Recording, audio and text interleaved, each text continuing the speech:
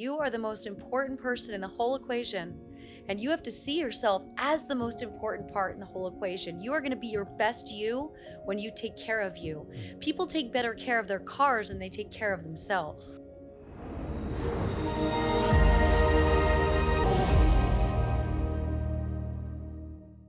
Lisa, thank you for coming on the podcast. Thank you for having me and coming all the way from Austin to have this conversation in person. Yeah, it's wonderful. So I'd love to start with you winning a creative writing contest in fifth grade. It's a great start. My grandfather secretly entered me into a creative writing contest. He was an artist. He designed greeting cards, and he was the creative person in my family. He was a World War II photographer. He had a collection of selfies that he used to shoot and then write love letters on the back to send to my grandmother during the war, which I now have all of those photos, which is amazing. And he truly believed in my creative side, and really nobody else in my family was there. So he secretly entered me in. And when I won, he said, "You're going to get a visitor at school today." And I was in my class, and it was the Easton Express, which is our local newspaper. And the photographer came in and said, "I want you to act natural and just be doing your work at your desk." And there they took photos of me, and I was on the cover of the newspaper.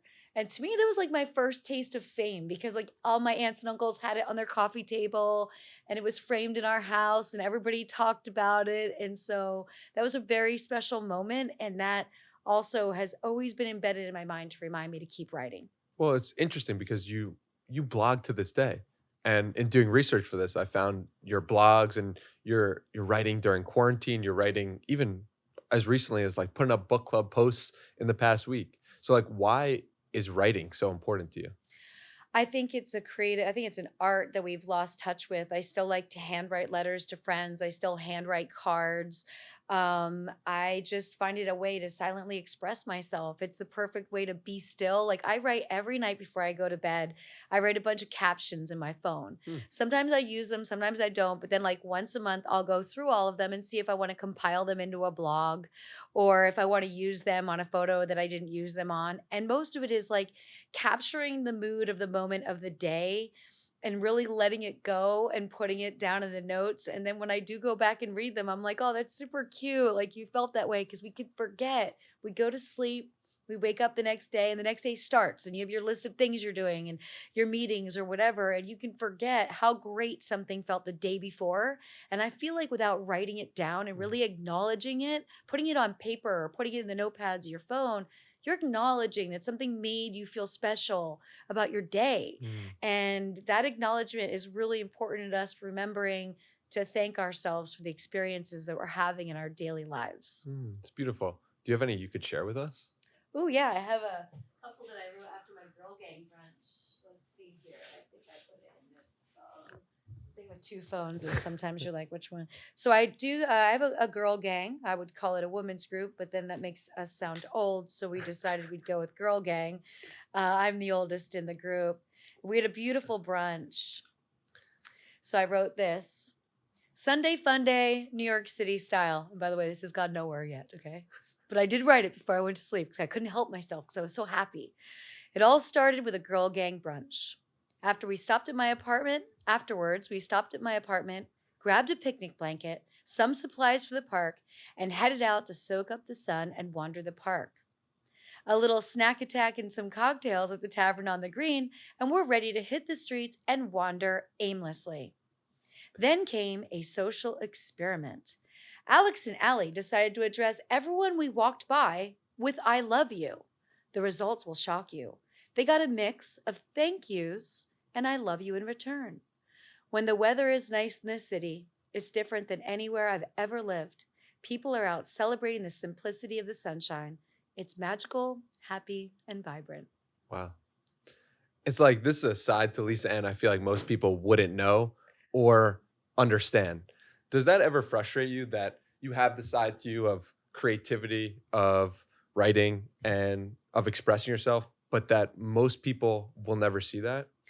first impressions mean a lot, Mm, right? When we see a retired athlete, we always refer to them as the NFL player in them. They might have stopped playing NFL when they were 27 and they've been doing real estate and they're 50, but we're still going to call them an NFL player first, right? mm, So I have that clear understanding of how we get labeled in who we've been.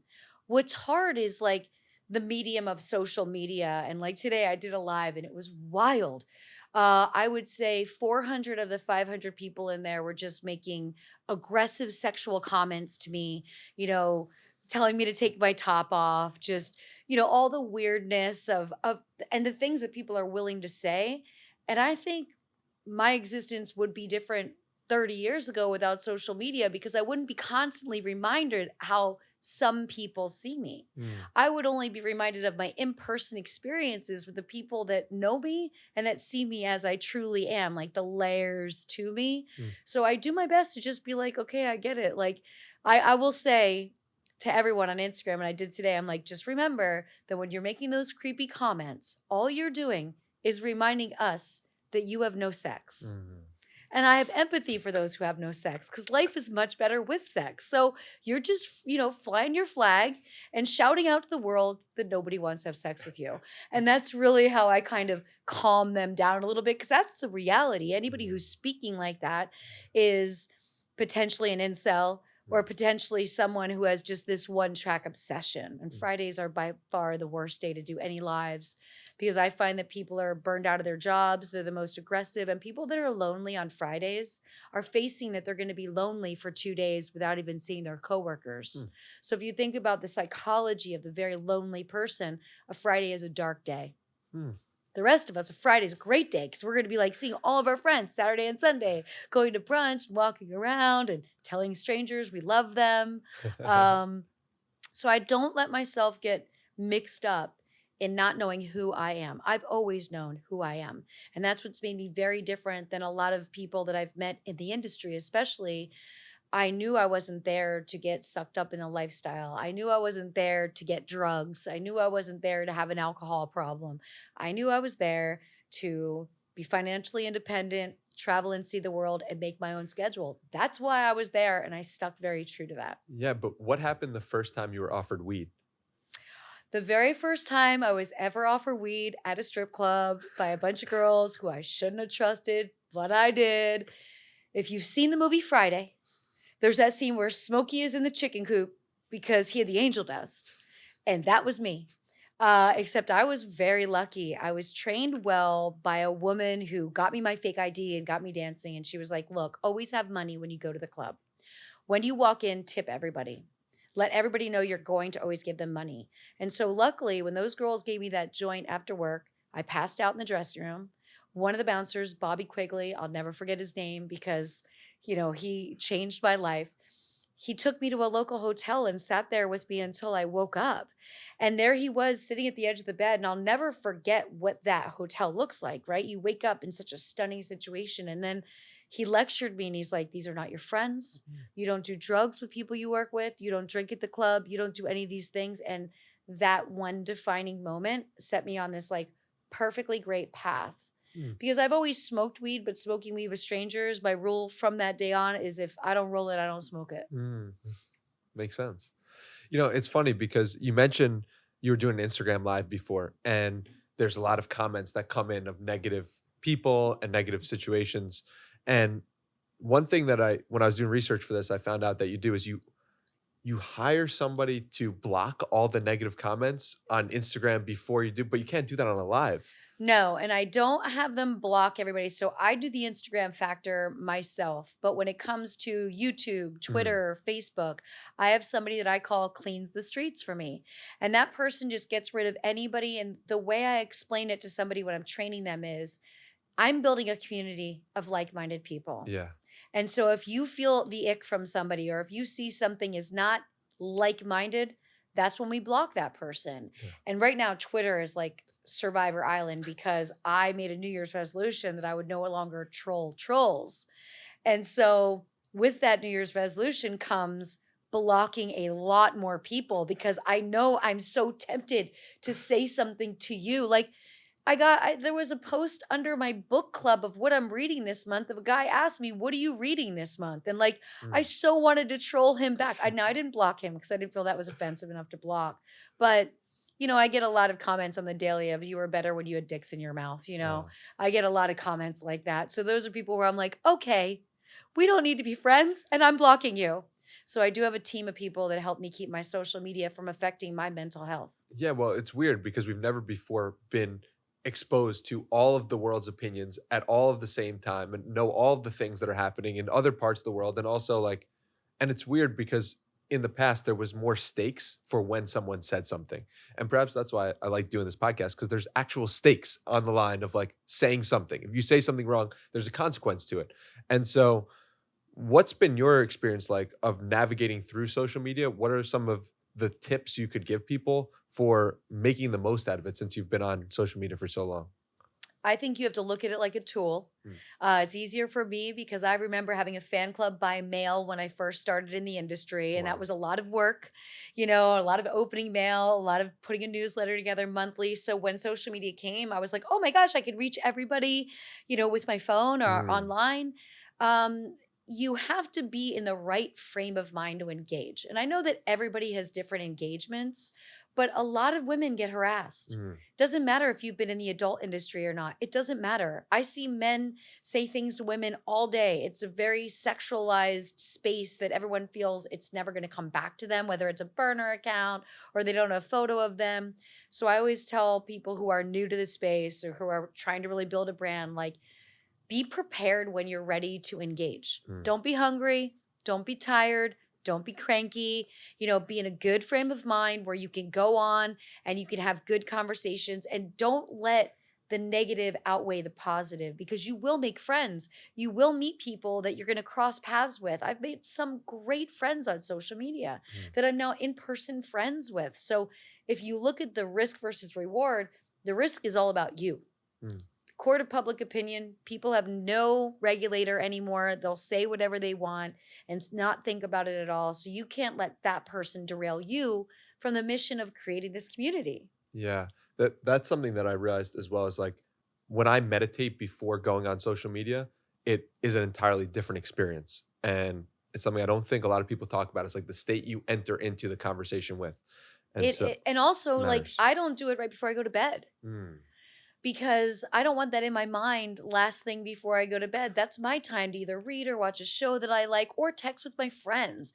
And I think so many people don't make that switch over. They think they have to constantly be engaging on social. It's like, no, it's okay to go and engage with your people that you love, check in on them for the weekend, as opposed to always feeling like you got to do more and you got to do more. Yeah. I would love to talk to you about your earliest role model, Peggy.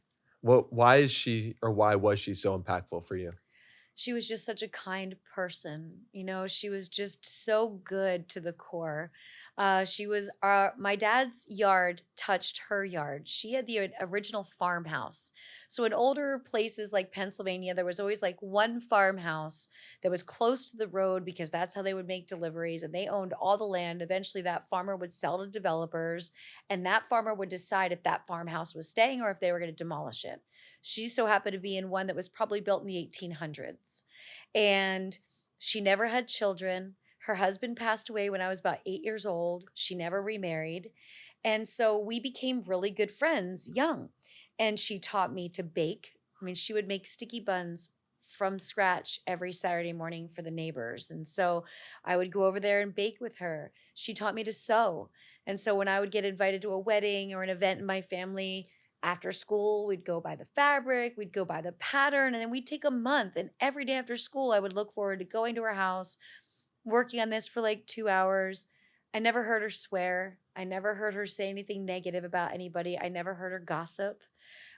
She only had a positive outlook and only embraced the positive things in life. Mm. She loved nature.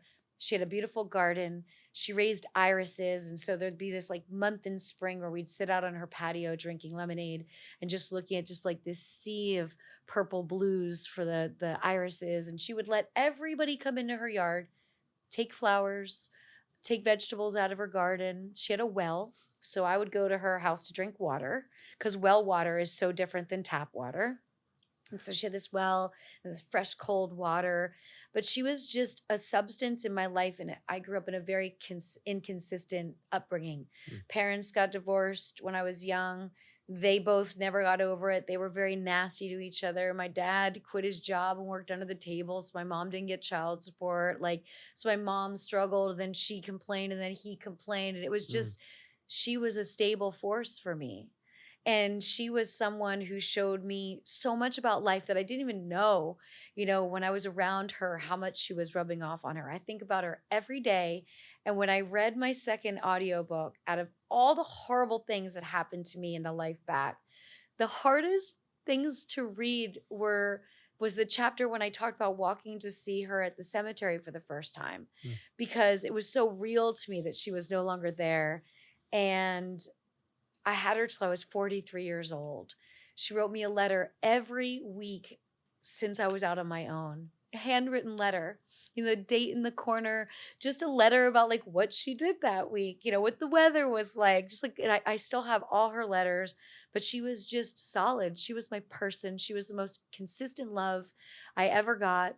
She knew that I was going to leave Pennsylvania. She called me Daredevil from the time I was a kid. She just knew I had a big mind and a big level of curiosity, and she was so supportive of me leaving Pennsylvania and going to California. Like every gamble I took, she would be like, "Well, you got to do it because you got to try it. If you don't like it, then you just don't do it again." Like she was really 100% there. What about you made her take such a liking in you? I don't know. I don't know if it was because she didn't have children of her own. I don't know if she felt bad because she could see how broken my family was. Mm, She didn't have the gift to have children, and she would have been the best mother that ever walked the planet, right? So I think I was almost like her child. She was like a mom to me, a dad to me, grandmother, a friend. mm, When I was getting married, she offered Mike and I her house. mm. And she does not like her sister, did not like her sister, but she said, "You guys are getting married. I want to give you my house Wow. because I'd love for you two to live here." And it was like, and she's like, "I'll live with my sister." And I was like, "Well, first of all, I wasn't speaking to my father, and I couldn't imagine living in a yard that touched his." Mm, There are millions of times I'd be on her patio and he'd be cutting the lawn and we'd see him and he would never come over and say hi. wow. And that just crushed her because she would say to me, like, "I can't imagine what it's like to have children and not talk to them. I didn't even get to have children." Like to her, that was so. But when she offered us her house, I was like, "Okay, that's wild. It's incredibly sweet. We cannot take your house." Wow. I did not want to live with a yard, and I didn't want to live back in Easton, but that's how much I meant to her. So I think she looked at me like her child. Wow. When a couple of things on that. One is, have you given the same gift that Peggy gave to you to anyone else? I do it every day of my life. My life exists of, if you met some of the younger friends that I have in the city, from my photographer to her friends to other people, they'll all tell you that I'm their mom in the city. Wow. They'll all tell you that they know if they needed anything, no matter what, I'd be there.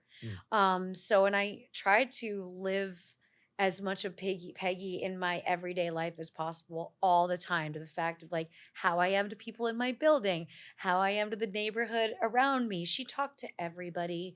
And so I talk to everybody, and I do manifest Peggy in my space every day. that's beautiful. And then the other thing I wanted to bring up was about your parents. And you said in your first audiobook, you said, "My parents will never forgive me for doing porn." What was that like? And did the relationship end as soon as you started doing porn? And then like how do you think about that today? That relationship or lack of it with your parents?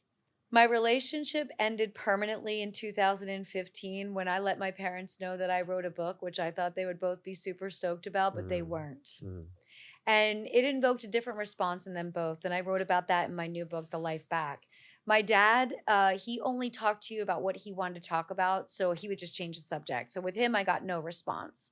With my mom, I got a really horrified response of like, "Well, what did you talk about?" So I think she felt more embarrassment for neglect in my childhood, for things that happened to me in my childhood that I addressed with her that she never did anything about. mm, So it was both. But if I go back to when I got in the business, I didn't have either of my parents in my life then. Mm. So I didn't have my mom in my life from 13 to 24, and I didn't have my dad in my life from 16 to 40. Wow. So I was making decisions way before they had any say in the matter. And at the same time, they didn't survey the situation. Like, I'm thrilled in today's world as a sex worker. I meet so many more people that their parents support them Mm. and love them unconditionally. But to my parents, I felt like they kind of used it as an excuse to be even worse parents and made it seem like, well, how did I get there? Mm. How did I feel that that was my only option? Mm. How did I feel that that was the only way I was going to not be in the same situation they were? Mm. Because to me, building that kind of instant wealth was my guarantee that I was never going to be like my mom, who got pregnant and had kids by a guy who didn't want to give her money. I was never going to be like my dad because I was never going to be bitter and holding on to money. So I created that freedom for myself and they could never see that. And so anytime I would go home, and I will say this, the first year after knowing that I lost them permanently in 2015, I had hoped that they'd read my book Mm. and come back into my life. They didn't. And so that first year was hard because I was like, oh my gosh, here I am again. Holidays are hard, birthdays are hard, all of those things are hard. And then the second year, I realized how much better I felt about myself Mm. because every time I was in my mom's presence, she would make it a point at least once a day to dig at me and be like, well, you know, we can't invite you to this thing because look what you did to our family. Look what you did. And I wrote about it in my new book. When my grandfather died, I was just with him. So one of the reasons I got an apartment here in the city was to be able to take the bus back home to and from Easton, because at that point, the last 3 years of Peggy's life, she was in a nursing home, and the last 4 years of my grandfather's life, he was in a nursing home. So I was Mm. home a lot. I would just do my runs. I would get dropped off. There was one nursing home close, and my mom would pick me up and go to the next nurse. I would just back and forth. And I was just with my grandfather a couple of days before, and he passed away. But my mom didn't tell me he passed away till like 5 days later. And I found out that they had a service by my dad telling me, just freaking out on me for not coming home for my grandfather's funeral. And so I reached out to my mom and she's like, well, we decided we weren't going to do anything. And I'm like, well, I found out you did do something. And she's like, well, your brother didn't want you there. And, we're pretty embarrassed by you. And we didn't want to have you there. So there, in that sense, I realized, so you're lying to everybody in your life because you'd rather me be like some drug addicted, waste case. But if I show up at this service and people are like, she seems like she's okay, then you're flipping the script. So Mm. to lie to me about that was like the beginning. That was 2014. I remember thinking to myself, like, I think this is unforgivable. Like, I Mm. think this is, they wouldn't have told me about Peggy. Peggy's neighbor called me and told me. And I was on the road on a feature dance gig and I went to the club and I'm like, I'm going to quit this booking if you can't get me a driver and take me back to Pennsylvania. I was like in Connecticut, so it was close. But either way, I knew I was not missing Peggy's service. No, Mm. no doubt. But my parents didn't tell me. So that constant guilt was what I know now as their way to deflect the fact that they could not admit that they kind of sucked as parents. Mm. And they don't want to take the blame themselves. So it's much easier to blame me. And it is what it is. Having parents who love you and support you is the greatest gift I that know. anyone could get, you know? And I struggle to give people advice on that when I was parented so well and given so much love by my parents. And so I often ask people who weren't parented well but seem like they're in a good position in life in the sense of feeling love for themselves, giving love to other people and feeling whole. Like what do you do? Like how do you get to that place? It takes longer. Yeah. There's a fast track that's involved with people that have great parents. And I Yeah. saw it very young when I was like meeting different friends when I first moved out west. I could see a difference in problem solving skills, Yeah. in patience, Yeah. in radical behavior. You don't see those things in people who came from loved homes. So I was able to like see it and identify it, but I was also able to see it as something I wanted. Mm. So just because I didn't get it didn't mean I couldn't learn from them. Yeah. So you end up gravitating towards friends that had a great upbringing and learning from them. It takes longer, but you'll get there. Yeah. There's so many great books out, there's so many great speakers. Now at the internet age, you can watch on YouTube, you can learn, and it's about loving yourself first and then building your own family around you. Blood, though they say it's thicker than water, you can make friendships that give you love, that make you feel whole. Mm. And you just have to make them. So I observed and I looked around, and it was easy to see the difference too when it came into different walks of life. A lot more people in the industry come from broken homes. And so I could see a lot of us working harder Mm. to try and find our way to have more stability. And I could see us gravitating towards people that had that. But, when my friends are like bickering with their parents or being stubborn with their parents, I am the first one to be like, your fucking parents love you and they have loved you. And your parents are amazing. Do not do that, because just remember, you have a friend that has no parents. And remember how different that is. Yeah. So I think it's easy to take them for granted when you've had them. So we both need each other. I Yeah. need my friends who have great families to bring me in, let me be around their families. And they need me to remind them, like, be good to your family. They're good people. Would you have gotten into the industry if you had loved yourself? Probably it depends, right? I knew I wasn't gonna have an opportunity to go to college. That was a big one for me. And at that age, in the 80s, we were still in the belief system, because this was before you could be a content creator. This was before the internet. We had this belief system that you had to go to college to make a certain amount of money. Mhm. So a lot of this comes down to timing, Mm. right? When you were born, what you were exposed to. And so I already felt I was starting at a disadvantage because I wasn't going to have the opportunity to go to college.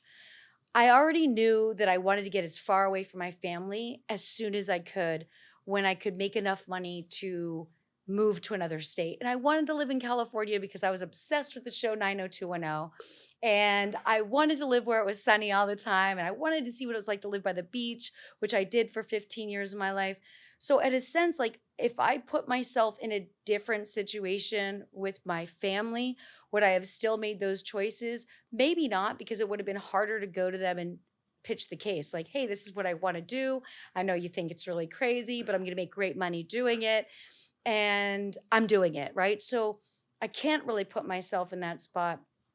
But I was always thinking from survival. Mm. So I was thinking from survival and self preservation. And when you're doing that, sometimes you will look at fast cash with a little bit more value than somebody else. And fast cash that's legal, right? Yeah. Was never willing to deal drugs. I was never willing to escort or do anything that was illegal. But I was like, oh my gosh, this is a legal job. And I saw the girls coming into feature dance at my club, and I knew how much money they were making. And I was like, this is stupid fucking money.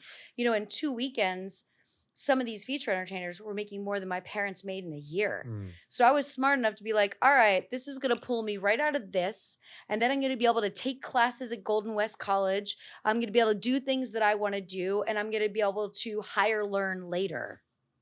Do you remember when you stopped acting from scarcity and started acting more in abundance? I would think it was probably when I met my husband, who I'm still friends with, who his parents were good, not his mom so much, but his dad and his stepmom were great people and really taught me a lot. And Mike really helped me understand things. Like, he would say, I dressed however I wanted for so long. And he would say, okay, there's a time and a place to wear that outfit. This is not the time or the place. And I'd be like, okay. So like I started to understand, like, I had a different set of clothes that I would pack when we went to Tampa and the golf course community to be with his family. And he helped me understand a lot of things that nobody just had the balls to talk to me about, or I didn't have a colleague or a friend that and I respected his opinion so much. And so I think he helped me a lot. And then I think getting divorced really helped me claim my complete worth, Mm. because when it got to the point where we weren't living in a happy household, I remember thinking like, okay, I'm kind of the breadwinner here. I had been saving money before he was saving money, because I had been saving money since I started, in the industry. And so I thought to myself, like, you have a choice to buy back your freedom. And I remember when I had a conversation with myself at the beach and I said, getting divorced is going to be you buying back your freedom. Do you want to stay in an unhappy home and argue with somebody just to be with somebody? Or do you want to buy back your freedom? Mm. So, okay, let's go to a mediator. That's when we decided we were just going to go to a mediator. I was like, just put a number on it and I'll give you the money and we'll make this a clean break and we won't haggle and we won't have to go to court and do any of those things, because why should you do that with somebody that 7 years you spent with them and they helped your life so much? But getting divorced and being back on my own at that time, I owned the day spa. Mm. I was running a business by myself. I owned the home at the beach. And that was when I really realized, like, okay, you love yourself enough that you got rid of your favorite person Mm. to have freedom in your home where you felt comfortable, where you weren't bickering, where you shared your same values with yourself, which I had a different value for the dollar than he did. He grew up with more money than I did. So that happens, right? When you're young and you're dating and you're thinking about getting married to somebody, you don't often think about money. And people do fight about money. And so you have to have the same value for the dollar. That's a big, big, big lesson for people in a relationship. If one person's a big spender and the other person's a big saver, eventually there's going to be a tug of war with that, because one person's going to be worried about their future life more than their today life. Mm. And so I would say that that relationship helped me grow so much. And that independence of saying, yes, I'm going to get divorced. I'm going to live in this house by myself. I'm going to run this business by myself and I'm going to do this, really helped me realize, like, you're good to go. What were some of the other most important steps or resources you used to love yourself more? Reading, Anything in um, particular? every single self-help book, The Secret. Like, I love The Secret. I'm a big fan of The Secret. I still watch the doc once a month as a great reminder in life. But really, gratitude, being thankful for. As soon as I moved to California, I would say to myself, "Oh my gosh, I'm so thankful you moved us here."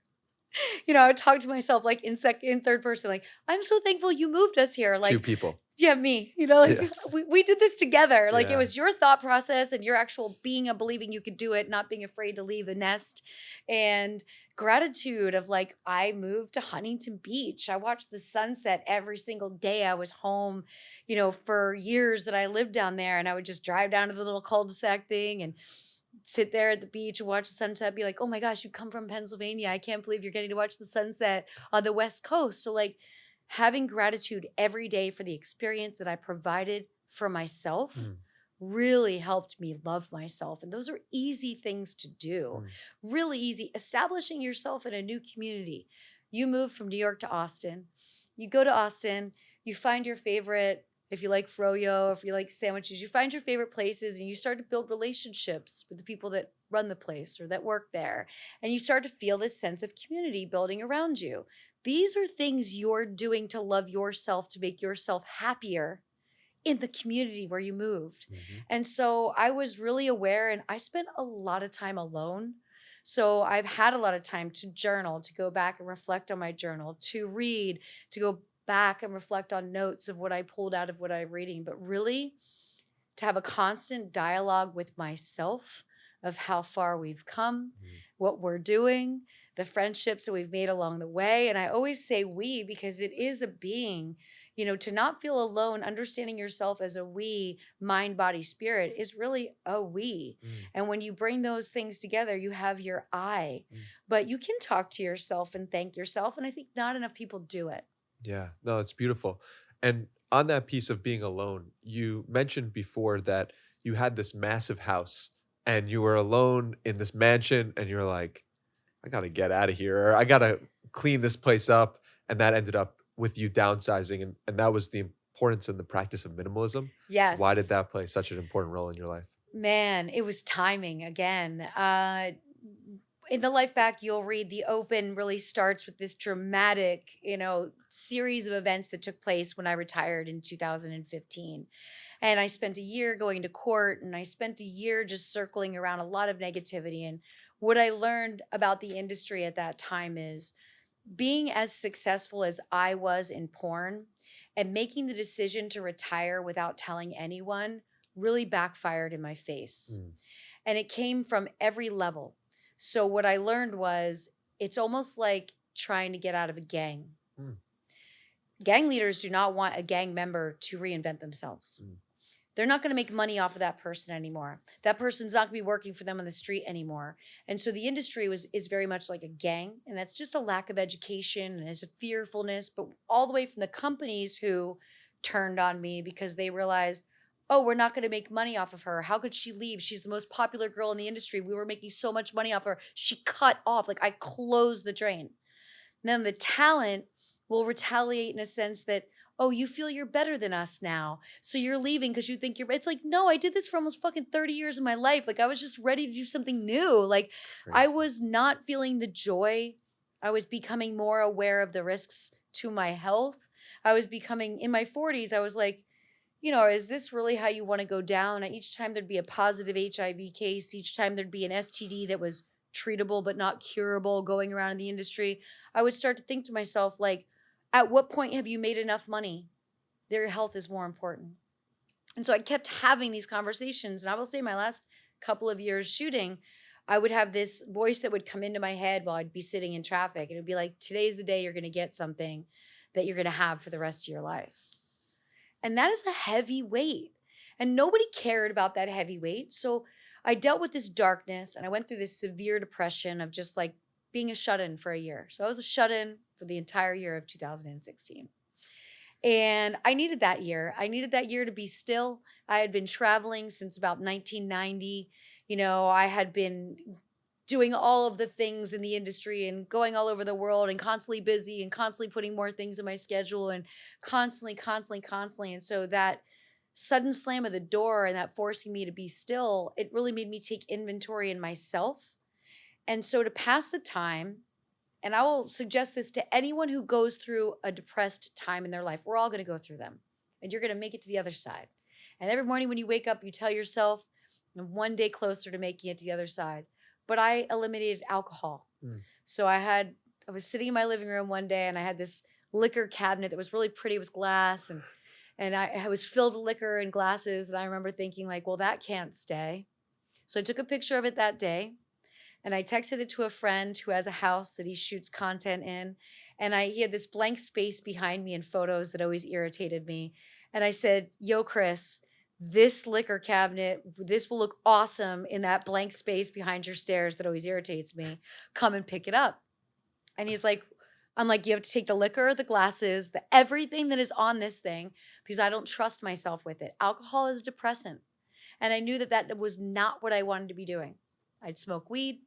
I'd sit and pass the time. But I told myself, like, look, if watching TV for 8 hours a day is what you want to do right now, you're at least going to watch educational TV. Mm.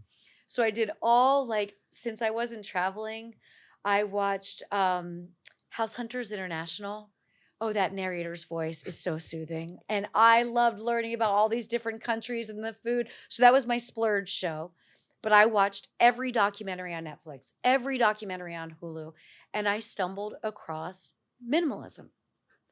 And so I realized that liquor cabinet that I could see from the couch where I'd watch TV and I could see into my dining room, that was more significant than I realized because that was the first step of removing a layer of my life. And so that documentary, then I ordered their books, Josh and Ryan, great writers. I love them. I've been on their podcast. They've been on my podcast. I'm a huge fan.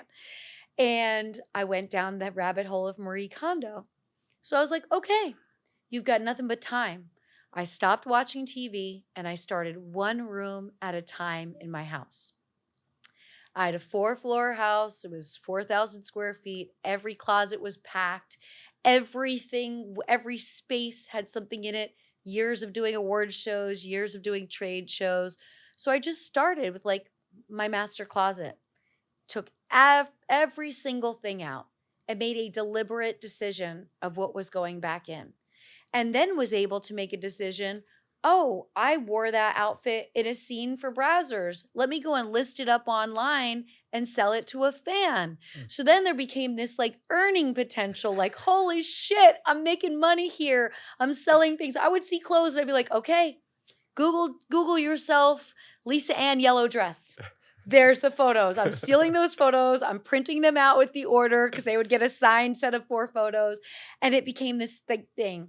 A lot of things I gave away to friends. I would take pictures of things, give away whatever I could get rid of, I got rid of. And through that pursuit of minimalism, which I gave myself a full year, it took me 2 years from that. 2016 was dark. 2017 I started really doing it. 2019 my house was so empty.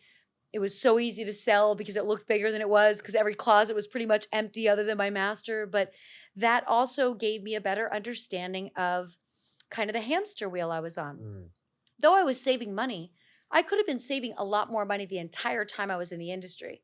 But because I felt I had to have a new outfit every time I went to a show, every time I did an appearance, every time I was on set, I had accumulated way too much shit. And that gave me an understanding of how I would live my future life. mm. I would be more mindful with my purchases. I would not just buy shit to buy shit. And I also realized I was filling a void. And we buy things because we think stuff is going, it's a habit. You know, you have a day off, like let's go walk around the mall. That used to be a thing. Like I can't tell you when the last time I walked around a mall.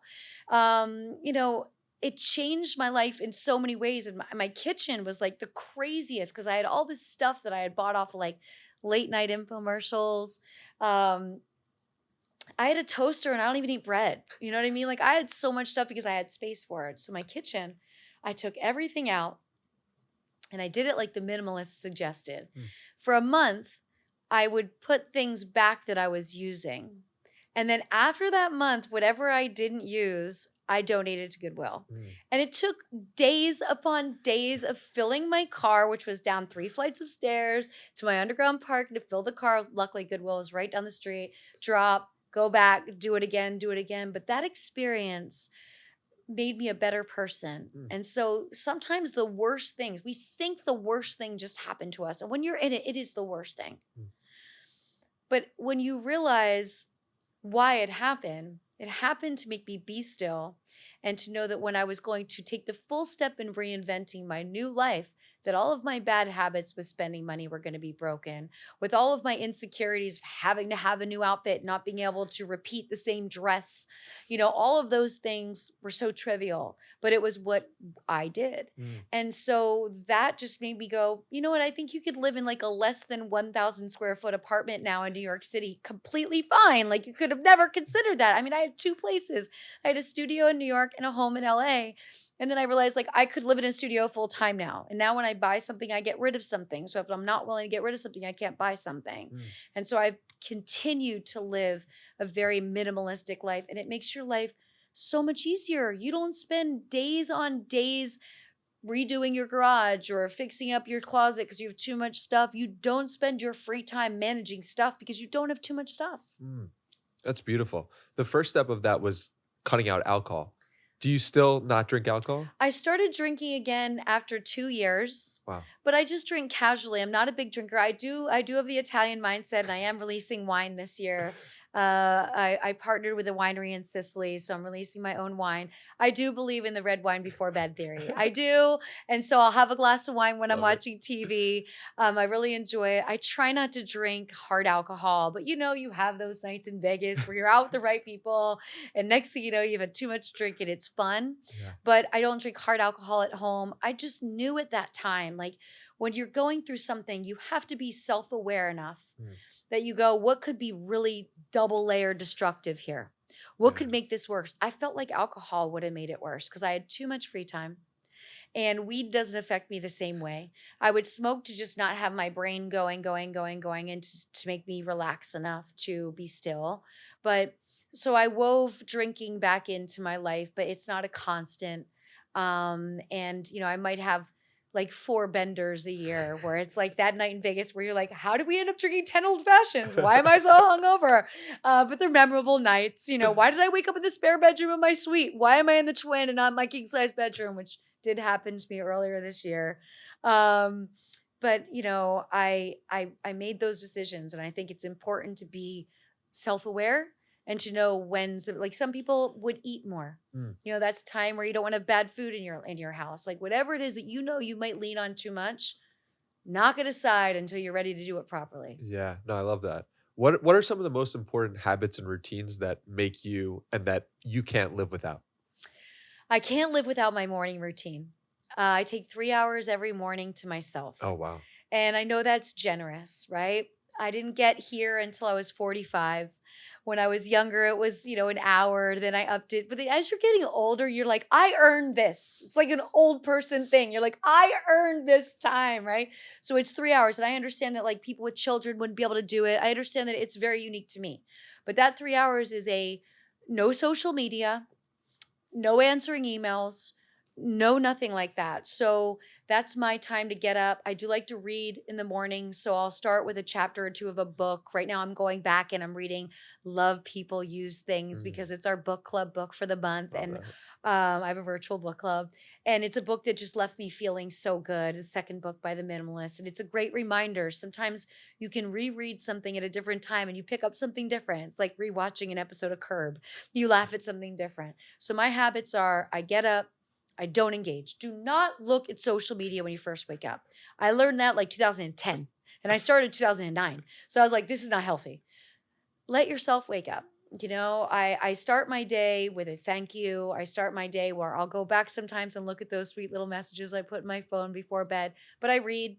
Then I dig into some news while I'm reading my coffee. And I know that's probably not great, but I'm 3 hours of news a day. I've got to get in my first 30 minutes in the morning. Then I go to the gym. I'll get in at least an hour working out, 20 minutes shooting hoops. I live in a building with a half basketball court, so I shoot hoops every morning. And then I meditate in the sauna.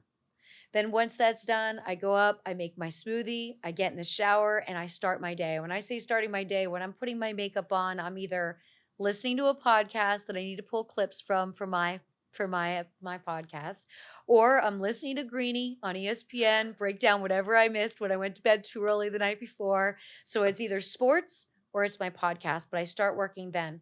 By 9:30, I'll start answering emails, start responding to texts. But I feel like I grew up where my parents never got a work phone call at home. Mm, Never once. Work never called my parents at home my entire childhood. There would be a post-it on a desk when they got in if somebody needed to talk to them about something. So I still come from the school of thought that we shouldn't allow work into our personal space.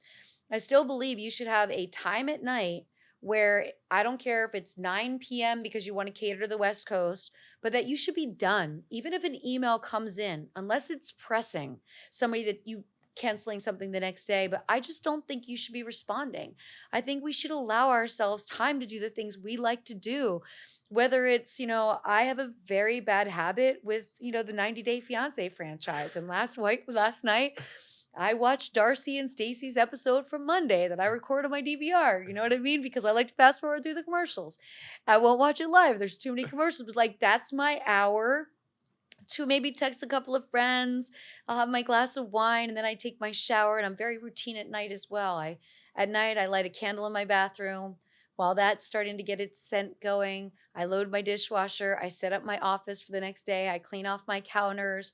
By the time I shut my apartment down and I go in, I sprinkle eucalyptus in the shower. I run the shower, get in the shower. Like that is my I'm going to bed mode. But my routine of the morning routine has made me be able to give so much more wholeheartedly to everybody I deal with during the day mm. because I didn't start with one silly message at 6:15 and then try to get back into my positive mindset and space and then go back at 7. No, declare a time, even if it's an hour, declare a time that is yours, that you could be in your head thinking about your things and then work hard. And to me, that's working smart, Mm, not hard. And not looking at social media in the morning is really important because it's incredibly toxic yeah. and there's a lot of weird shit lands at night. So like be ready for that. Um, but routines are important. So my morning and my nighttime routine are very important to me. What do you say to people who feel as if they don't have enough time to devote some time for themselves? If you're not devoting to you, what are you doing it for? You know what I mean? What are you doing it for? You are the most important person in the whole equation. And you have to see yourself as the most important part in the whole equation. You are going to be your best you when you take care of you. Mm. People take better care of their cars than they take care of themselves. And you see that in California, I love that in New York, people are not defined by their car. But you see, people with these cars and, they'll be wiping a spot off of it at the gym. And I'm like, or in the parking lot somewhere, like that's just stuff. Mm. So think about how you can be taking better care of yourself. And even it's just 20 minutes a day reading. When I started this book club, I asked my people, how much are you reading? Oh, I don't have time to read. And I started slow. I'm like, could you read one chapter every morning and one chapter every night? Could you do that? Mm. Well, that doesn't sound so hard. Great, I can do that. And they realize how fast you can get through books if you just say every day you're going to read one chapter in the morning and one at night. So if you're not taking care of you and you're not making time for you, you're not going to be good in your relationships. You're not going to be a good partner. You're not going to be a good friend. You're not going to be a good coworker because you have to be the most important factor in your day. And that is not being selfish. That's being realistic. What inspired you to start the book club? One of my listeners of my podcast, Sheila. Shout out to Sheila. I know she'll watch this and send a comment. So shout out to Sheila because I read a lot and I talk about the books that I read. And so I think they want to get on board, but they knew they needed me for accountability. So having the live premiere, on YouTube and being accountable and checking in with them on social every week on my Facebook Live, I do every Wednesday and saying, have you read this week? How many chapters have you read this week? Are you going to make it to the book club? Will you be done with the book in a month? I think they just wanted me to help them be accountable. Yeah, I love that. Some accountability helps everyone. Yeah. Something that I noticed about you when looking at your story is that you were very entrepreneurial from a young age. When you were in high school, I believe you would throw parties and charge Oh, $10 to yeah. get in.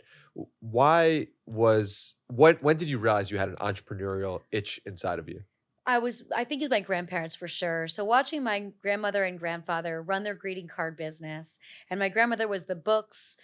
She was, the sales team, and she was the map coordinator because remember we didn't have maps, so she would map out a 3-month journey day by day in a binder by writing down where they were going to go. So Mm. she would have the map, and she'd be like, "Okay, day one, we're driving to South Carolina to deliver to this store. We're gonna take this route, this route." And I watched her do that.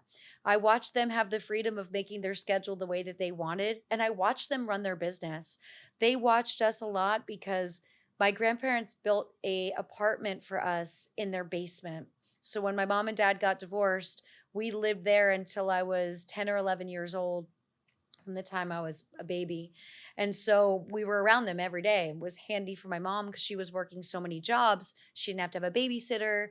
They were there. And so I just gravitated towards wanting to see what my grandmother was doing with the books. And I gravitated towards seeing how my grandfather would organize the cards and knew what sold in certain states. Some were joke cards, some were serious cards. He got sued for putting the slogan on a card that said, "When you don't care enough to send the very best." Because if you remember years ago, that was a Hallmark saying. If you care enough to send the very best, you send Hallmark. So he thought it would be funny and they sent him a cease and desist. Oh, And I wow. remember him explaining to me what that was. I'm 9 years old. And he's like, "Oh, I did this funny thing. This company's coming after me. I got to take all these cards off the shelf. So we got to go to the stores and take them off the shelves." And I was like, wow, that happens. And so I learned a lot through them. And that inspired me and made me want to always run businesses. That's super cool. You mentioned the gym before as part of your morning routine, and were you filming year round, or were there specific months that you did filming? So there were specific months for me. So I Okay. knew when I got to California, I had already interviewed feature dancers for 2 years at my club. So I knew I wanted a contract because I knew when they made the most money was fall, winter. Okay. And so I knew I wanted to be on the road dancing fall, winter. And on the summers, I would be in LA shooting. So I was able to live in Huntington Beach, which was an hour outside of LA, which with traffic, 2, 3 hours. But I would go up to LA and stay at a hotel for a couple of weeks and shoot all of my stuff at one time. Mm. And so I knew by having a contract and being able to say to the company, "Hey, look, I'll shoot a movie a month for you, but I want to shoot them all in this 3-month span. That's part of my deal with you signing me to a contract." And so they're like, "Okay, we can accommodate that."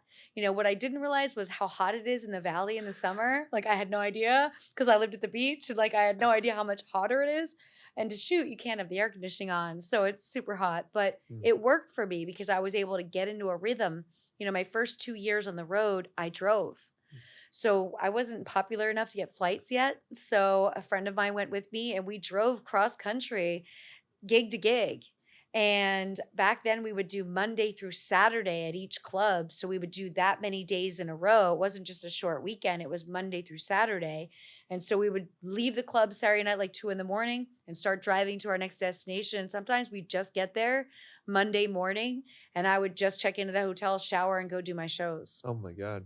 You mentioned you weren't popular enough at that point to actually take flights. At what point did it switch where you're like 2 years. Took 2 me years? 2 years of grinding on the road driving, and that was mainly because we already had most of my bookings set. I probably could have got flights paid sooner, but we were already like I would have my tour done at the beginning of the year like these because I was trying to map it so that they wouldn't be Pennsylvania to San Francisco, right? I was trying to map it smart, and it took the second year because I shot a lot of magazines my first year, and back then it took about a year for your magazines to come Oh out. my god. So once my magazine started coming out, I had covers coming out every month. I had centerfolds coming out every month. So there was like nothing for 12 months because my movies were taking forever to be put out because we were shooting on film. Editing took longer. So I was kind of just a glorified house girl, but they sold me as a feature. And then once my movies started coming out, my magazines started coming out, that it was like clubs were calling my agent, "Oh, we want her here, we want her here." But I only got one flight paid. So I had to travel by myself for 5 Oh my years. god. And that helped me lean in again on being in my own head, being in my own conversation and being able to manage myself.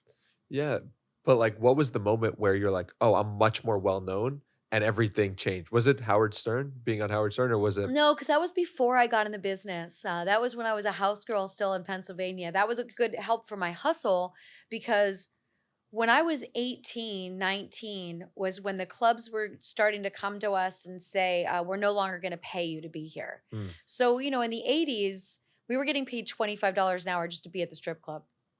And there was no lap dances. You would just dance for 15 minutes, make your tips, and go sit in the dressing room. And there was a shift that was added on to every club, like, oh, you have to take one shift where you dance just for tips. mm. And I remember being hostile about this. I'm 19. I'm talking to all the girls like, yo, we're gonna get out hustled our shit. Like, if we take that one shift, eventually none of us are getting paid. You see the end of this, right? And so fast forward a year, it got to the point where not only were all the shifts for tips, but some of the girls that were desperate were offering clubs, I'll pay you $50 if you let me work tonight. And so that $50, then the club started saying, like, we're going to charge you a house fee to work here. And I was like, Mm. fuck that shit. Like, I'm not fucking doing that, not happening. And so when I got on the Howard Stern show, I went to every club and I was like, not only will I not pay you to work here, but you will put me up on your marquee as seen on the Howard Stern show, Oh, and wow. you will pay me to be here. And then I started to plant my feet to get out to California and be a feature dancer and be paid everywhere.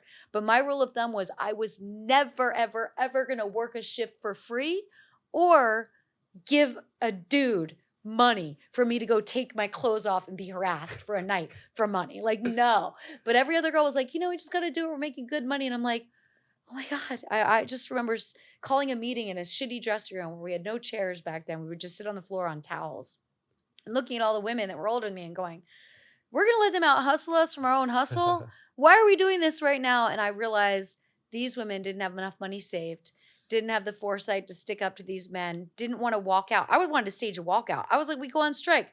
We connect with all the strip clubs in the North Jersey, Philly area, and we network by text or by pager at that time. And we get in touch and we all don't show up for work. And then they realize they can't run these clubs without us. But nobody was willing to do that. Was there always a differentiator between you and the rest of the people in the industry? There was, and I think that was that I was a little bit more independent. Mm, That I was also, coming from Easton, Pennsylvania, and dancing in the Northeast made me tougher. mm. So I was more willing to tell somebody no than I think a lot of people were. I was more willing to leave a set if I wasn't happy with the situation. Where other people were like, well, what if this person tells this person and then they don't hire me? I never looked at it like that. I was like, I know who I am. I know I'm not comfortable with this. I know I'm not giving consent to this. So I've got to go. And I don't see that same strength. And I think that probably came from the stripping, getting paid, then going to tips. I think that first evolution of me standing on my own 2 feet set kind of the trajectory forever, right? Where I was like, I can always stand up for myself. I will always know who I am. Yeah. What advice would you give to a younger version of yourself? Let's say you at 20 years old. The what people ask me this a lot, and it's a great question. I would tell myself to not worry as much. Mm. I spent a lot of my life worrying. And I remember Peggy used to always tell me, like, worrying is like sitting in a rocking chair. You go back and forth, but you don't go anywhere. So why worry? She never worried. Never worried. My dad would worry about storms coming through and knocking over the corn. And she would tell me, like, if that's what Mother Nature wants, then we'll just, let it happen. She didn't worry. And I think I worried a lot. And I think when you come from a survival mindset, you have to stop that eventually. You have to be like, I'm not ever going to be broke. I'm not ever going to be, alone in a situation where I can't lean on a friend. Like, I'm not ever going to be. So you have to coach yourself. But I would tell my younger self, like, don't worry so much. Now I just say to myself, when I'm concerned, I try not to use worried. When I'm concerned about something, I'm like, well, Lisa, you made it this far. Yeah. I think you're going to be all right. You know what I mean? Yeah. You made it this far. So Yeah. stop. But it's a habit. Yeah. I mean, I like to think of worrying as arguing with reality often. And we're happiest and most at peace when we stop arguing with reality. Mhm. And I'm curious if there was ever a point when you noticed yourself get better at that. I think, yeah, minimalism. Minimalism. I I see. really think the transition, leaving California, I had the aha moment before I was really thinking I was going to leave. I had this aha moment. I had this beautiful waterway on the Valley Heart River, which is like the fake river in LA that's really the water supply. But it has a photo of an egret. So I would tell people I had riverfront property, but really it's just a waterway. And there was a bench there, and I was sitting there and I was like, well, you moved to LA to get in the business. Mm. You've left the business. You want to be in sports media full time. You need to move to New York because that's where everything is. And it was just this aha moment. And so that was when I realized I'm going to sell my home. I'm going to live in an apartment. And so that was a drastic change. I've owned a home since I was 24 years old.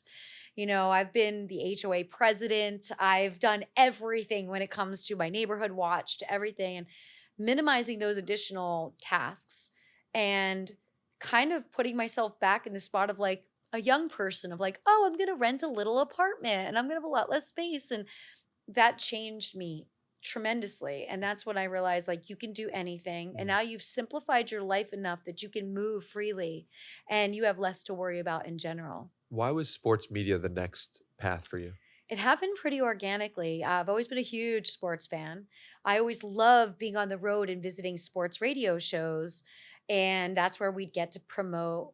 I started with the excitement of being the strip clubs would advertise in the sports page.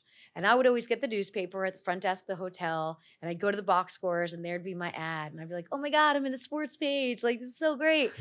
And then I started getting to visit these sports radio shows. And I went to a lot of arenas, ballparks, and stadiums on the road. I would always look ahead at my schedule and be like, all right, Pittsburgh's a great example because you could either catch a hockey game and an NFL game in the same week, or you beat baseball season. PNC Park is amazing.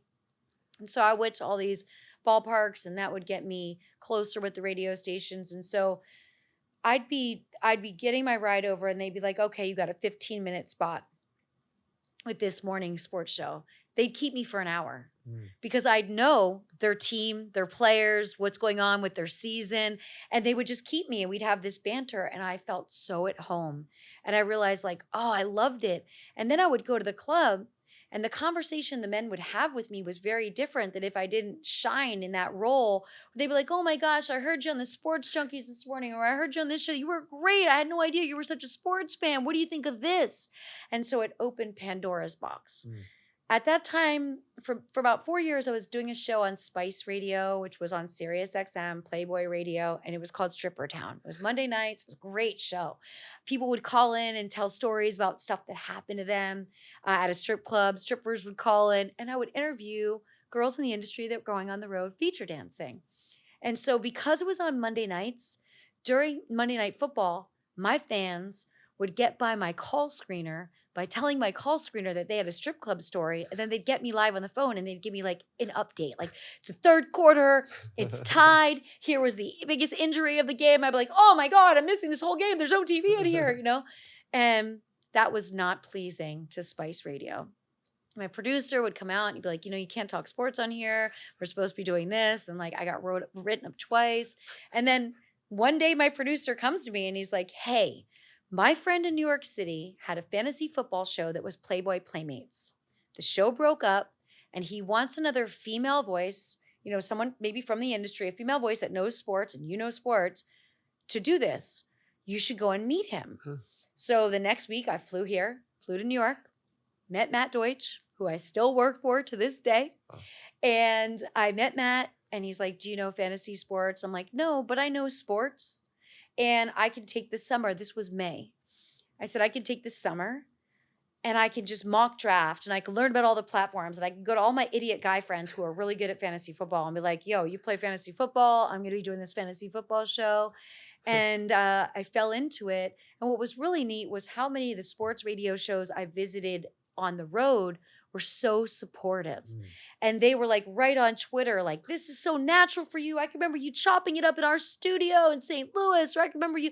And so I brought about 10 shows with me where every Friday during football season, I do this thing called Fantasy Football Fridays, where I call in. I have a device that connects me directly to every studio, so it sounds like I'm in their studio.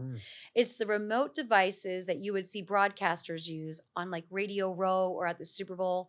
It's called a Comrex. Looks like it's from 1970. It's like this big. It weighs a ton. I hook it into my router. It connects to their IP address, and it's seamless. And so I do these drops. I do one's 40 minutes, but the rest of them between 12 and 15 minutes all through the day. I break down their local team, the injuries on their local team, who's fantasy relevant on their team. And then I do start sits. So guests will call in and be like, who should I start? Who should I start? And I decided to bring in the shows that I loved the most on my tours on the road and keep them as a part of my life. So I started doing sports radio in 2013. And I started doing Fantasy Football Fridays in 2015. Wow. And now I visit all of those studios once through the year for a charity event. So like I go to St. Louis every May for a charity golf event. The charity is Birdies for Bipolar, professional golfer that raises money for bipolar disorder. He's amazing.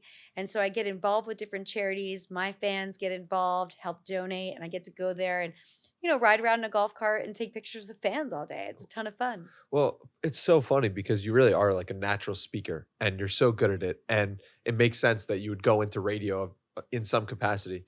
What about speaking draws you in so much? And why are you so good at speaking?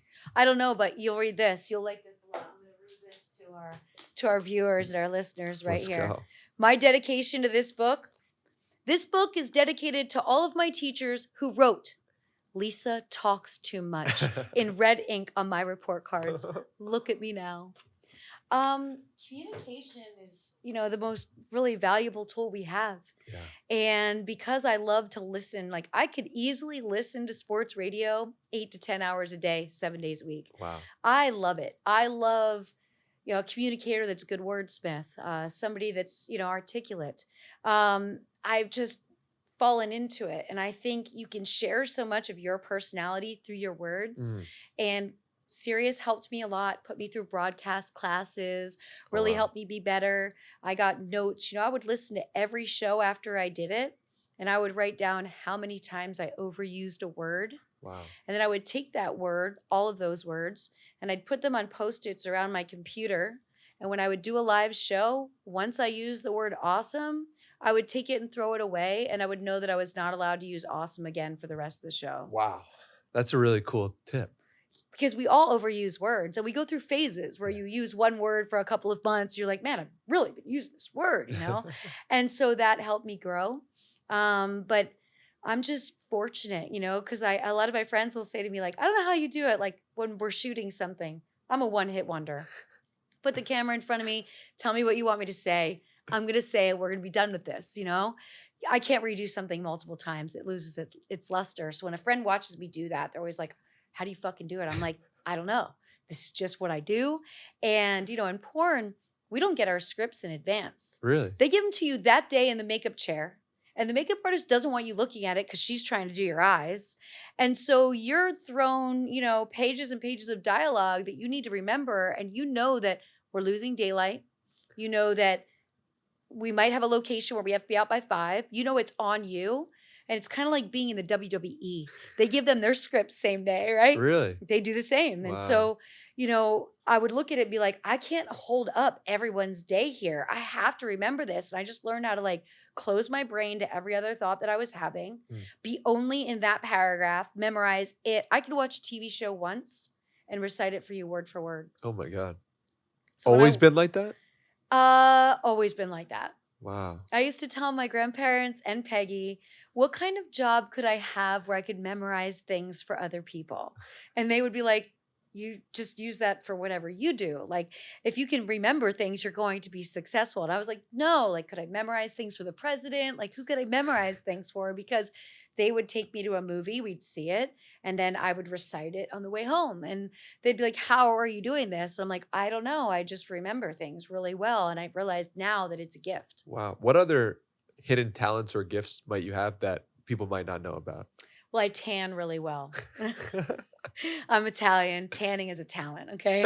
I could be outside for 15 minutes and my friends are like putting sunscreen on. I'm like, "You want to check out my tan lines?" They're like, "No, we don't." I don't really know. Like, I love to cook. Mm. I love to sew. I still have the original sewing machine that Peggy bought me for Oh, my high wow. school graduation. Wow, that's beautiful. Still use it. I Wow. refuse to buy a new one that's digital. I want the singer that she gave me. But I don't know. It's a good question. I don't know what other talents I have because I just do what I do. But memorizing helps a lot in sports. Yeah. Man, I can watch, NFL Live and then remember every stat they gave me. And then when I go on my show, I'll be like, oh, I was watching this today on NFL Live, and Clarissa said this. And, it's word for word. What are you running from and what are you running towards? Hmm. What am I running from? I don't really think at this point in my life there's anything I'm running from. I wish I would worry less.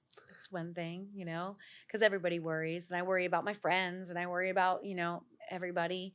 Um, I worry about the world. You get consumed with what things are happening in other countries and how people are living. But what am I running towards? Just really a solid feeling of contentment. Mm. We all want this extreme level of happiness, right? But contentment breeds happiness Mm. because when you lower your expectations in life, you're a lot happier. Mm. So everything becomes this magical bonus of, oh my gosh, that was so much better than I thought it would be because you don't put these grandiose expectations on others, on yourself, on every day. And so that's kind of where I'm at. I mean, I have finally realized like my plan worked. And I didn't realize it till my 50th birthday, where I was sitting at the park by myself, just really having an evaluation day. And I was like, holy shit, have you realized yet that this whole plan of yours worked? You have a great group of friends. You have people around you that love you. You live in a beautiful building and you feel safe. You have money in the bank. You're feeding other people financially by having people work for you. Mm. You've traveled, you filled a passport. Like, did you realize this worked? And so there's a feeling of satisfaction I live with every day. That's beautiful. Yeah, I mean, I think we often don't realize that we are living the dream of a previous version of ourselves. And when we realize that, like, it creates a feeling of gratitude and contentment. But we often don't stop enough to think about that previous version of ourselves that wanted what we currently have. What are some of the tools and tactics you've used to help you get to that place more? I hate to keep going back to it, but minimalism Yeah. really changes a lot because we don't realize how much of our self worth is placed on. I want that item, which means I have to work more hours, whether it be a car, whether it be a fancier house, Yeah. whatever it may be, whether it be diamonds, everybody has their things, right? And so you're constantly striving to like get that next reward for yourself, which means you've got to work more hours, which means you're taking time away from being present with your friends and being able to be present where your phone isn't in your hand, where you're with them. And so I think cutting out my thoughts of something else is going to change me, having something is going to make me happier. No, having more time is going to make me happier. I think tools are number one, putting yourself first. Remembering to take, even if you can only carve 30 minutes a day to do something that truly suits you. Mm. Taking a walk, listening to music, listening to a podcast, but making sure that during that 30 minutes, you're not checking your phone. Because if you're checking your phone, you're worried about somebody else.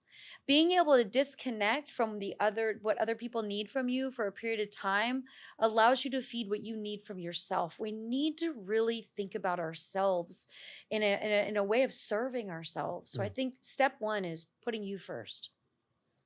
Don't procrastinate important things like doctor's appointments, dentist appointments, and make yourself accountable for when you do them. Like I try to do all of my big appointments around my birthday because I think it's a good time to remember. Mm. I redo adding things onto my will every year when I do my taxes. Like having benchmarks in life that are the same every year so it doesn't get ahead of you and you don't plan a vacation before you plan to do important things like your physical. Mm. Those are important things that make you say as you're going there. And one of the things I love about being in the city is walking everywhere. And as you're walking to a doctor's appointment, you are just taking time for you. You're checking in and making sure you're good. And I think I feel more gratitude walking because it gives you more time to think about it. And when you're walking, you're not distracted by the focus of driving. Driving, you got to be paying attention. Somebody's cutting you off. Things are happening. When you're walking, you're not. You're just walking and you're looking around and feeling nature around you. And there's something so special about it. But I think most important, I would say, step one is to do you. Mm. Take some time for you. Be healthy. Eating right and taking care of yourself is only going to help you later. And I'm seeing it more with friends my age who never took care of themselves, drank and smoked their whole lives, ate a lot of bad food. Mm. And now they're trying to like get in the gym at 50 Mm. and trying to like reverse time. You can't reverse time. You have to be consistent with taking care of yourself your whole life. And then you become like a rubber band when you get older and you bounce back faster. Or when I get sick, I bounce back faster. Things don't affect me like they affect many people my Mm. age. So, health and well being, health is wealth. Health is more important than a Maserati. Mm. Health is the most important thing. And that ties into that little bit of time for yourself. Mhm. But remember the simple joys in life. Reading is a joy. It's a very inexpensive joy. I was super proud of a fan that reached out to me yesterday, and he said, I just ordered Love People Use Things. I found it on a used bookstore for $5. And I was like, go get it, buddy. Like, first of all, I love you for that. And the fact that he's like, most people don't know that a lot of people sell books used even on Amazon, but you can find them cheaper on other used book sites. And I was like, so now this simple pleasure for him of a month of reading this book is a $5 simple pleasure. Mm. Learn to cook. Mm. Cooking is one of the greatest things you can do. Everyone that comes to my house knows they're going to get a home cooked meal. So my girlfriend from London was just with me for 5 days. And on the last night, I made us a beautiful Italian meal and we sat there and my place is set, when you're in an apartment, of course, your kitchen is your living room. So like, it's great because your friend could be on the couch and you're cooking and you're not disconnected, it's not a whole nother room away. And there's love you put into everything from ordering the food. I order my groceries to be delivered. So, like knowing what I need on that list to make this special meal, there's little pre-thought that goes into that. Learning how to cook. Cooking is a love language. Mm. It's special. It'll help you save money when you need to. You know who touched your food, but it's a special thing. And as a woman, there's no guy that doesn't like a home cooked meal. And so my rule of thumb is, guy takes me out to eat, then I'm going to make a meal. It's a fair exchange because it's expensive for men dating to always being the person that has to buy food out. And I think that's a fair way. And it might seem old school, but men still do love to be cooked for. There's a lot of men that are great cooks as well. So don't anybody take this wrong. But as a woman, there's something so special about touching in with your femininity. For me, that's cooking, that's sewing, that's crafting, that's baking, right? And so being able to do those little things in my home are special. It's like sometimes I'll bake cookies just for people in my building, you know what I mean? Just because I feel like baking and I don't want to have them all in my house because I'll eat them. But those are little simple things. If we get back to the basics of how Peggy lived her life, sitting outside after she worked in the garden all day, she'd sit outside with some lemonade for like 2-3 hours, doing absolutely nothing, watching the hummingbirds, seeing some butterflies. And I look back at that and I'm like, there's nothing wrong with that. There was a Yeah. beautiful part of learning how to be still. Learn how to be still. And it's important and it'll help you in situations in life when you're forced to be still. Yeah, that's meditation right there. Yeah. Is it difficult for you to date with your history? Yeah, it's not an easy task. How do you navigate that? It's not an easy task. I don't really navigate it. This is a tricky situation. um, it's a failed attempt. So I have men in my life that I enjoy, and that I trust, and that as long as they're single, they're in my life. Whether we have dinner, whether we hang out at my place, those are my sexual friendships. There's one person that has been woven in my life for 13 years. He's truly the one person. He's my person. He's my number one person. But there's moments where I kind of shut him out for a period of time because I'm being stubborn about something. As you see me turn the necklace, that's when you know I'm telling the truth. Um, but I just saw him last week, and when I see him, I'm the most comfortable in my skin with him. Mm, He has no issues or qualms with what I've done. He looks at me as a self-made, success story. So it takes a lot to meet somebody that sees me that way. mm, When I explain it to young women interested in getting in the business, I run by all the reasons why I think maybe they shouldn't first. mm. And then we try to surface to why I think they should if we get there, whether it's their family, their friendships. But I tell them for the rest of your life, every man you meet is going to want to be with you, but they're not going to want to be with you. What a line. But it's real. Yeah, They want to be with you, yeah. but they don't want to be with you. They don't want to be your emergency contact number. They don't want to bring you around their family. They don't want to have you around all their friends, but they want to be with you. So that is a real thing. And so I never thought that the internet would happen. When we were on film, we were living double lives. Nobody knew who we were. Then the internet happens. I'm like, okay, double life no more. And it's tricky. I can't meet a stranger. I can't be on a dating app. I meet people through people. I meet trusted sources through my friends. And usually, we'll hang out for a period of time. I've tried, so over the past 3 years since I've been here, I tried dating seriously twice. And the first time, 6 months in, I found out he had a live-in girlfriend. Oh wow. Okay, so he was lying to me the entire time. And we've made it past that. We're cordial now. It is what it is, but I confronted him on it when I found out, and we had this conversation. That's not, but then it made me feel more human because it was my first time dating as a regular woman and looking at myself as not being in the industry anymore. And that's a normal thing that happens to women. Yeah. So I was like, you know what? This is relatable. I feel like one of you all. I feel so normal now that I've been cheated on. Like, this is so great. And then the second one, it was a couple of months, and I realized that I ended that because he complained too much. So now I've got someone who likes me, who doesn't care about my past, who isn't judgmental, and this could have been another good fit. But he complained all the time. And don't complain about work when you're not working anymore. Don't complain about work late at night. Like, if you want to have a talk, we'll do a walk and talk in the park, air your shit out. But if it's late at night and we should be having sex or watching a movie and you're still complaining, I can't. I just can't. So I'm not lonely. I don't feel a void. But I would say, it's very important that somebody look at how difficult it is to date, especially when you're someone as popular as me. I'll meet somebody and I'll think they're cool, and then I realize they're way too much of a fan for me to be comfortable having sex with. Or they'll bring up a bunch of other porn stars that they know, and I'm like, okay, we're done. We're done here. You're a fan. You should have been in line at Exotica. We're never going to spend time alone together. But it's a thing, and there's a security issue. You have to always be thinking about your safety as well. And that's something that you're always compromising by being so well known one way. Yeah. But yeah, dating's kind of tough. My fingers are always crossed that 13-year-old guy is the guy that's in my life forever. Not 13 years. Did I say 13-year? My God, please delete that. I mean, 13-year guy. There's been a guy in my life for 13 years. And when I met him, I felt that with him. I felt like this guy's going to be in my life forever. Yeah. And it just so happens that every year I tell my friends, like, no, this is the year where I'm not going to see him anymore. And I'm like, well, we're going to do another year of this.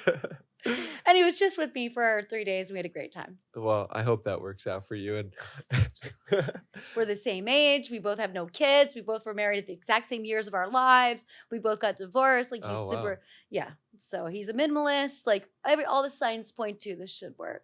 Well, hopefully we'll do this again in 13 years and we'll Oh have my a God. better story to tell on that front. But what's the book about?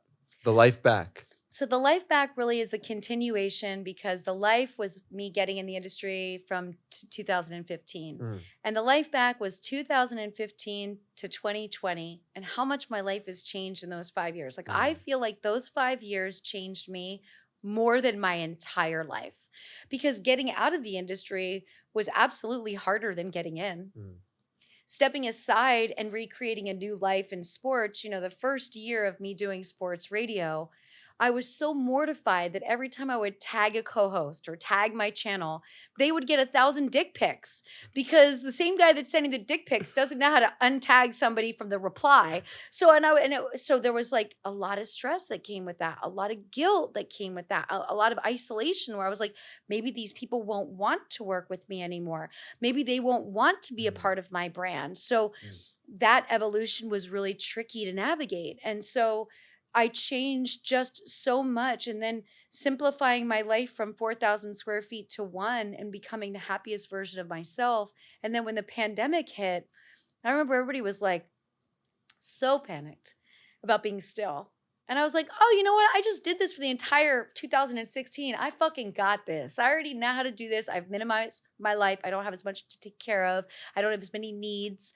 Oh, great. I'm going to write a second book, which is exactly what I did during the pandemic. I wrote The Life Back. mm, And so I saw myself, like, if I look back to all the thoughts I had before I retired to who I am right now, I am just so much different of the same person. mm, Just I'm more patient. Going through something traumatic, it's either going to make you more erratic or more patient. mm, It made me more patient because I would tell myself, like, you're going to get to the other side. You got to wait this out. You just got to wait this out. It's going to work out. Got to get there. I know you can get there. So, patience, but really, and also how much it's been great to see people in sports radio and see people in radio and other walks of life who don't make a ton of money, mm, have everything they need, are very happy people, are great family people, speak so highly of their wives, talk about their children on air. Like getting into a different community kind of really changed my outlook on the world as well. And then also understanding a lot of my own fears were in my head. For a long time, I walked around thinking, oh my God, everybody knows I'm a porn star. Oh my God, everybody's going to say shit to me. And now I walk down the street in New York and I'm like, whatever. yeah. Whatever you think, but not that many people are worried about you. Like, Yes. and so when I convinced myself to start having this conversation of, I wouldn't go to parties. My friends would invite me to like a Super Bowl party and I'd be like, I'm not going to know everybody there. I'm really self-conscious. Then I realized like one day I was like, you know what, Lisa? It's not all about you. Maybe these people don't give a fuck about you. Maybe they don't care. Maybe they don't know. Try it. And I remember the first Super Bowl party I told my friends I would go to because they invited me every year. And then one year I was like, you know what? I'm going to go this year. They're like, are you fucking okay? You're really going to go? You're going to be around strangers? You're going to meet new people? And I'm like, I am because this is new me. Mhm, And I am going to take chances and I'm going to hope for the best in people mm, and bring out the best in people. And mm, it worked.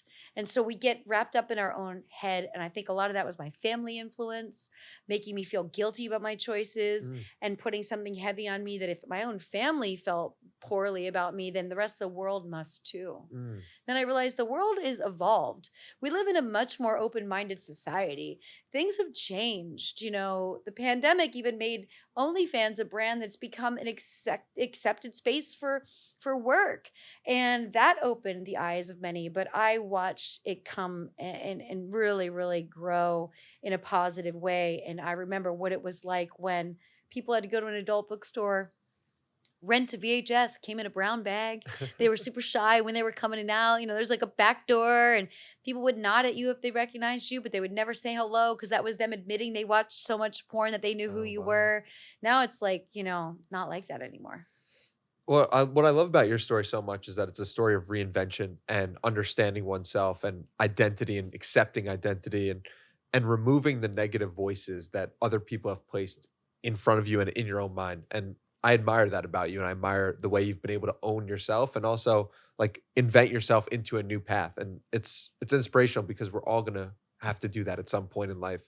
And so I like to end these podcasts with challenges for people. I Yes, have one thing to say on that please, first. please. For every negative thought you have to counterbalance it with a positive thought. I love that. So if you're going somewhere and you're like, I don't want to go on this date, it's going to be horrible.